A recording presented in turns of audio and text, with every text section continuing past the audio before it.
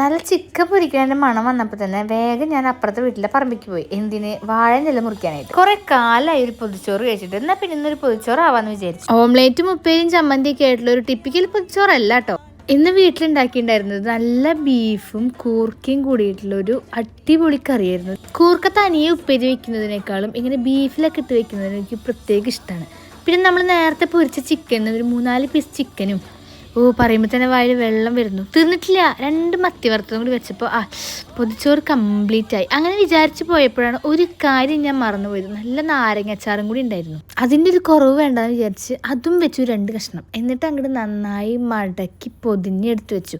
ഒരു മണിക്കൂറെങ്കിലും വെക്കണം എന്നാണ് ഇതിൻ്റെ ഒരു പ്രമാണം. പക്ഷെ കാത്തിരിക്കാൻ സമയമില്ലാത്തത് കൊണ്ടും പിന്നെ നന്നായി വിശക്കുന്നത് കൊണ്ടും ഒരു 1/2 മണിക്കൂറിൽ താഴെ അത്ര തന്നെ അതൊരു പൊതിയേ ഇരുന്നിട്ടുള്ളൂ. വേഗം തന്നെ തുറന്നു ഞങ്ങൾ അങ്ങോട്ട് കഴിക്കാൻ തുടങ്ങി. ആഹാ, അന്തസ്. അപ്പം അത്രയുള്ള വീഡിയോ. ബായ്.